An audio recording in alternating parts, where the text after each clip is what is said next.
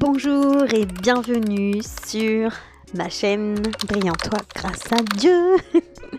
Comment vous allez? Écoutez, moi j'ai pris le temps de me reposer, j'ai pris le temps de faire le point, j'ai pris le temps de commencer de nouveaux projets. Voilà. Donc aujourd'hui en fait je vais vous parler de ma première rencontre avec Dieu. Donc je pense que j'ai assez parlé de cartomancie, j'ai assez parlé du mal, du diable, du côté en fait un peu mauvais. Et aujourd'hui en fait j'ai envie de vous raconter l'autre partie, donc la partie du côté, de l'invisible bon. Donc c'est vrai que ça fait pas très très longtemps pour moi que j'ai eu cette connexion, mais j'avais envie de vous en parler. Et puis bon, on va voir comment ça se déroule un petit peu le podcast. Faut pas que je sois trop bavarde. Et ça commence mal. Bon, on retourne. Alors moi et les dates, je suis vraiment pas très douée parce que j'ai une mémoire vraiment sélective. Donc du coup, les dates pour moi c'est pas très important. Mais je sais que c'est donc là on est en 2024, ma première rencontre réelle avec Dieu, quand j'ai pris connaissance que il faisait partie du tout, il faisait partie de moi aussi. C'est justement quand j'ai fait les cartes, quand j'ai commencé les cartes. Et le jour fatidique, alors j'ai pas la date exacte comme je vous dis, mais bon ça date de 2000, je crois que c'est 2022-2023, dans ces eaux-là. Parce que j'avais fermé ma boutique dans ces eaux-là, et en fait j'avais encore ma boutique quand on a prié pour moi. Donc donc j'étais dans un petit village un petit village de croyants.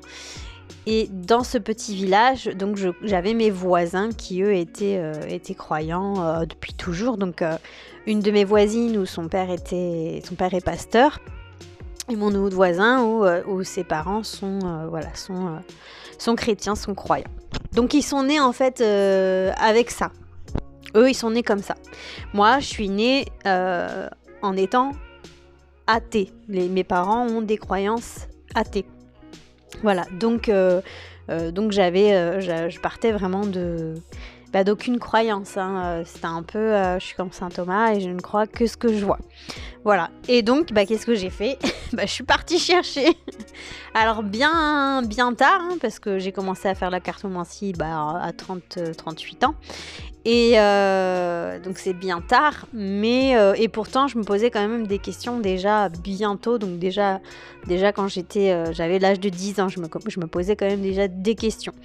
Et donc voilà, donc ma première rencontre, c'est quand ma voisine m'a dit: écoute, l'ancienne voisine qui était juste à côté de chez toi, donc à la place où il y avait mon voisin à l'époque, cette femme tirait déjà les cartes.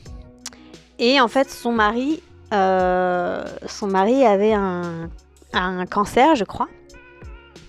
Et donc elle qui tirait les cartes, c'était comme ça. Après j'en sais pas plus. Mais à l'époque ma voisine lui avait déjà dit: si tu veux, je prie pour ton mari pour son cancer. Donc elle a dit oui, je veux bien. Donc elle a prié pour son mari. Et en fait, quelques jours plus tard, elle lui a dit: je sais pas ce que tu as fait, mais depuis que tu as prié, je n'arrive plus à lire dans mes cartes. Donc ça déjà, ça me disait... C'était un premier message pour moi quand elle me l'a dit. C'est bon, ok, d'accord. Possible. Après, son mari, je sais pas s'il a été soigné, etc. Et quand elle a su du coup que moi je tirais les cartes, donc elle m'a raconté cette histoire et elle m'a dit: si tu veux, je prie pour toi.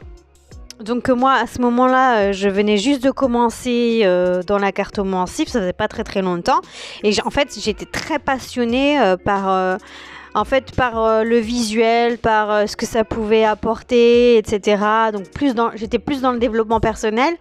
Et j'ai commencé vraiment à faire de la divination après. Et pourtant, j'avais bien conscience qu'il fallait pas que je fasse de la divination, parce que tout début que j'ai tiré les cartes, c'était vraiment dans le développement personnel. C'était vraiment comprendre certaines choses de mon être, de ma tête, etc.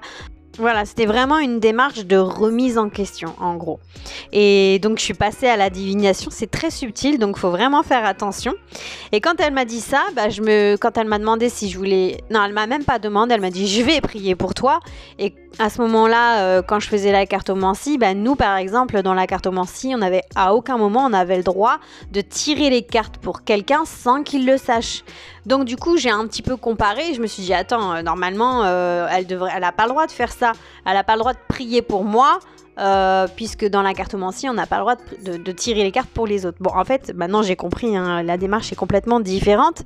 Mais voilà, donc je me suis vexée et je me suis dit, mais attends, c'est pas bien. Pourquoi elle estime que ce que je fais, c'est mal? Pourtant, j'essaye d'aider les gens, etc. Donc moi, forcément, je voyais les choses d'un autre œil.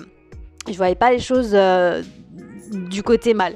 Et en fait, quand elle a prié pour moi, ça a été vraiment la descente aux enfers. Ça veut dire que même s'il se passait déjà des choses chez moi, ça m'a en fait complètement rendue parano. Vraiment, je suis devenue parano. Donc je me suis dit, c'est elle la mauvaise, c'est elle la méchante, elle est méchante, qu'est-ce qu'elle me veut, etc. Bon, après, moi, j'ai toujours été un peu dans ce délire-là. J'étais déjà un peu comment on appelle ça, une persécutée. Donc faudrait un jour que je vous fasse un podcast justement sur ma vision des choses et ma vision de la vie avant tout ça, pour que vous compreniez vraiment le changement total qui s'est passé, qui est en train de se passer depuis ma rencontre avec Dieu. Donc en fait, il s'est passé vraiment après cette prière une chute. Pourquoi une chute? Maintenant, avec le recul, ce que je comprends, c'est que toutes ces entités et tous ces démons, ces démons, hein, clairement, ont essayé de continuer en fait à m'avoir, à m'amadouer, à rester en fait dans le clan, dans leur clan. Et c'est tout ce qu'ils veulent pas, c'est ça. Tout ce qu'ils veulent pas, c'est que nous, on se tourne vers Dieu. Ils veulent pas qu'on aille vers la paix, ils veulent pas qu'on aille vers le bonheur, ils veulent pas qu'on aille vers comment vous dire, la sérénité, je sais pas si ça se dit. En tout cas, ils veulent pas qu'on soit serein, ils veulent pas qu'on soit en paix, etc. Donc, ils ont tout fait pour m'avoir. Donc je suis partie dans une dépression, je suis partie dans quelque chose de très psychologique. J'ai souffert très fort psychologiquement. Et donc j'ai dû vraiment, alors j'ai même physiquement et mentalement, hein, les deux sont liés. J'allais vraiment pas bien du tout, et donc j'ai fermé à plusieurs reprises ma boutique et j'ai fini par la fermer complètement pour ensuite tout arrêter, faire une pause et aller voir un psychologue parce que j'arrivais plus à distinguer les vraies personnes sincères et les personnes manipulatrices. Pour moi, j'étais arrivée dans un truc où tout le monde me mentait parce que même ma voisine me faisait du mal, hein, je le prenais comme du mal. Et donc, j'avais besoin de quelque chose de plus concret, de plus réel. Donc, revenir dans la matière, revenir dans le matériel du monde. Donc, en conclusion, ma première rencontre avec Dieu a été une prière sauvatrice d'une croyante de ma voisine et voilà, je la remercie aujourd'hui car je sais que c'était fait avec le cœur, c'était sincère et elle savait que je faisais une bêtise, moi je ne savais pas.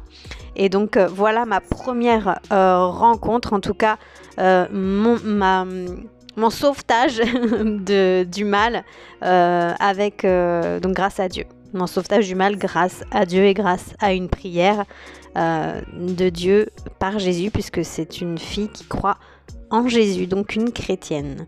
Voilà pour ce premier podcast. Je vous fais la suite bientôt avec ma deuxième rencontre plus proche de Dieu.